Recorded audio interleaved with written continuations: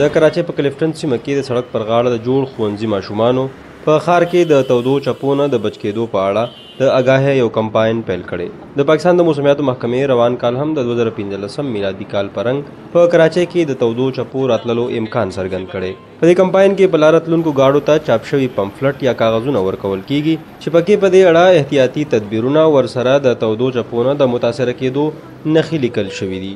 د یاد ښوونځي ماشومان په خپله د کردارونو د لارې ښایي که څوک د دې تودو چپو نه متاثره شي نو څه ګامونه پورته کول پکار دي. इसमें बताया जा रहा है कि एक आदमी सड़क पर जा रहा था, आपको फुटपाथ स्कूल के स्टूडेंट ने करके बता रहे हैं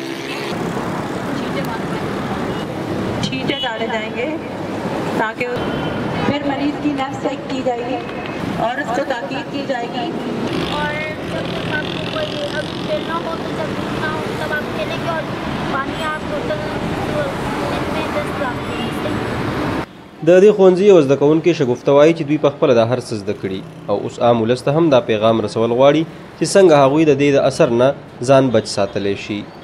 आज हमने ये सीखा कि अगर ज़्यादा शतक हो तो घर से बाहर नहीं निकलना चाहिए. دا وایي چې بې له ضرورته په ګرمۍ کې بهر وتل نه دي پکار او که څوک وځي باید سر پټ کړي. یخې اوبه او شربت په ګرمۍ کې زیات څښل پکار دي.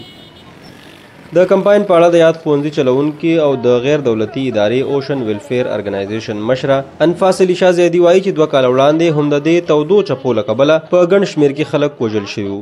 نو ځکه دوی غواړي چې خلک د وړاندې نه خبر کړل شي چې که څوک داسې متاثره کیږي نو څه ورله کول پکار دي. सबसे ज़्यादा बड़ी बात ये थी कि लोगों को ये बताना बहुत ज़रूरी था कि अगर किसी के साथ भी ये हादसा हो जाए या हीट تر ټولو مهمه خبره خلکو ته دا ښودل وو چې که څوک د دې تودو چپو نه متاثره شي نو لومبی طبي مرستې ورسره څه کول پکار دي. نو ځکه موږ د 2 ورځو راهیسې خلکو ته ښایو چې داسې خلک په خپله ساتنه وکړي. تېر کال په پاکستان کې د دې له وجې لوی ځاني زیان شوی و. پکار خو دا وه چې په سکولونو کې د لومبي طبي مرستو تربیه ورکړل شوې وي او بله دا چې په دې ورځو کې چټیانې هم نه دي.